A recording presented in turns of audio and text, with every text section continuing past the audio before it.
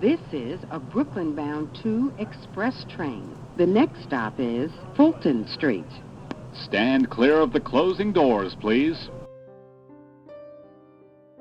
The subway tunnels were old and creaky, a labyrinthine network of steel and concrete that wound its way beneath the city like a nest of serpents. For years, people had ridden the trains, oblivious to the dark and sinister forces that lurked in the shadows. But now, something had awoken, something ancient and malevolent, and it was hungry for blood. The subway station was dimly lit, casting eerie shadows on the peeling walls. A lone train rumbled through the station, the screeching brakes echoing through the deserted platforms. As the train came to a halt, the doors slid open with a hiss, inviting a handful of passengers to board. Among them was Mia, a young woman in her early 20s who had just finished a long day at work. She boarded the train and settled into a seat near the back.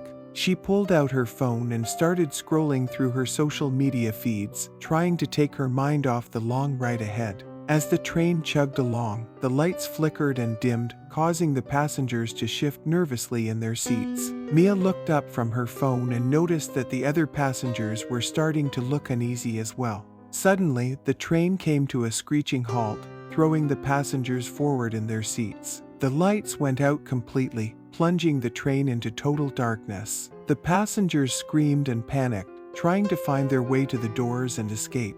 Mia fumbled in the darkness, searching for her phone to use as a flashlight. As she searched, she felt a cold, clammy hand close around her wrist. She screamed and pulled away, but the hand wouldn't let go. In the dim light of her phone, she saw the face of a man staring back at her. He was pale and gaunt, with sunken eyes and a twisted grin. His other hand clutched a sharp object, glinting in the light. Mia screamed again and tried to pull away, but the man held her fast. She could feel his hot breath on her neck as he whispered in her ear. "I've been waiting for you," he hissed. "You're going to be my next victim." Mia struggled and fought, trying to break free from his grip. She could hear the other passengers screaming and crying, but she couldn't see them in the darkness. Suddenly, there was a loud banging on the doors of the train, and a voice shouting for the passengers to hold on. Mia heard the sound of a lock being picked, and the doors slid open with a hiss. A group of police officers burst onto the train, guns drawn. They quickly apprehended the man and led him away in handcuffs. Mia was shaken but unharmed, and she stumbled out of the train and into the station. She looked back at the train, now empty and abandoned, and wondered how close she had come to becoming another victim. As she made her way out of the station, she couldn't help but think that there was something dark and sinister lurking in the subway tunnels, waiting to strike again. And she knew that she would never be able to ride the subway again without looking over her shoulder, wondering if the darkness would claim her next. Mia never forgot the terror she had experienced on that subway train. She tried to move on with her life, but the memory of the gaunt man with the twisted grin haunted her dreams. She knew that she could never forget what had happened, and she vowed never to ride the subway again. Months later, there were reports of another attack on the subway. This time, the victim wasn't as lucky as Mia had been. The police never caught the perpetrator, and rumors began to circulate about a dark and sinister force that lurked in the subway tunnels, preying on unsuspecting passengers. Mia knew that the rumors were true. She knew that there was something down there, something that had been awakened by the screams of its victims, and that it would continue to hunt and kill until someone stopped it. And she knew that she was the only one who could stop it. So she gathered her courage, took a deep breath, and descended into the subway tunnels once more. She had a mission now, a purpose, and she was determined to see it through to the end. She knew that she might never return, but she also knew that if she didn't try, the darkness would consume them all. Mia's heart pounded in her chest as she made her way through the subway tunnels. She felt a sense of dread, like she was walking into the mouth of hell. The darkness seemed to press in on her, making her feel claustrophobic and trapped. She moved slowly and cautiously, trying to make as little noise as possible. She didn't want to alert whatever was down here to her presence. But it seemed like her every step echoed through the tunnels, bouncing off the walls and amplifying until it sounded like a stampede of elephants. Mia paused, holding her breath as she listened for any sounds of movement. She heard nothing but the sound of her own heartbeat. She took another step, and the ground beneath her foot gave way. She tumbled down a flight of stairs, crashing into a pile of rubble at the bottom.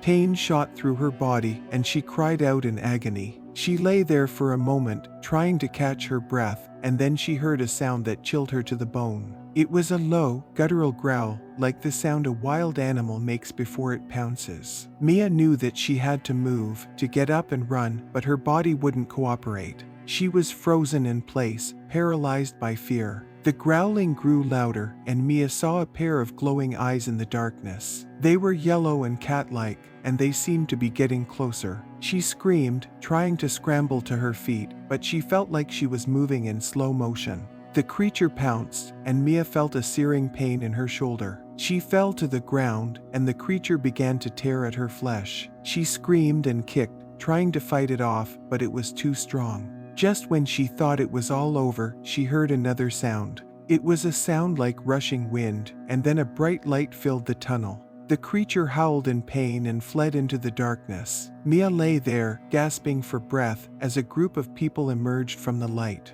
They were dressed in strange clothing, and they seemed to be carrying some kind of technology that Mia had never seen before. One of the strangers knelt down beside her and spoke in a language that Mia didn't understand. She tried to speak, but her throat was too raw. The stranger touched her shoulder, and Mia felt a warmth spread through her body. The pain receded, and she felt a surge of energy. She pushed herself up, and the stranger helped her to her feet. They gestured for her to follow them, and Mia stumbled after them, still in shock. They led her to a chamber deep beneath the subway tunnels, where they had set up a kind of base camp.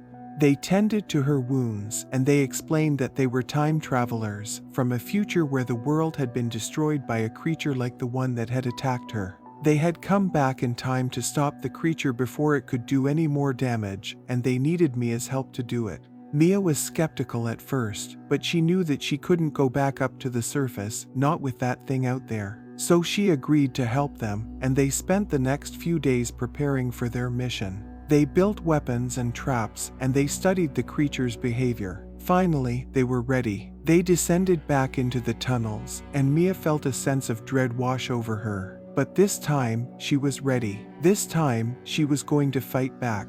The creature attacked them, but they were ready for it. They fought with everything they had, and Mia felt a sense of satisfaction as she watched the creature fall to the ground, defeated. But as they made their way back to the chamber, Mia couldn't help but feel a sense of unease. She knew that this wasn't the end, that there would always be more creatures, more dangers lurking in the darkness. As they sat around the fire, the time travelers began to talk about the future. They spoke of a world that was in ruins, where people lived in fear and darkness. They spoke of a time when the subway tunnels were the only safe haven left. Mia listened to their stories, and she knew that they were right. She had seen the future, and it was bleak, but she also knew that there was hope. She had fought back, and she had won. As the time travelers prepared to leave, Mia felt a sense of sadness wash over her. She had grown close to these people, and she didn't want to say goodbye. But she knew that their mission was important, that they had to go back to the future to save their world.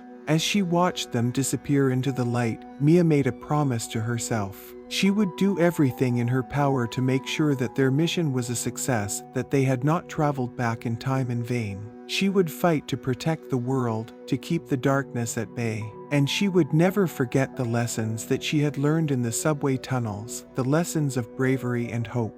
For Mia, the subway tunnels would always hold a special place in her heart. They had changed her life forever, and she knew that she would never be the same again. But she was ready for whatever came next, ready to face the future with courage and determination.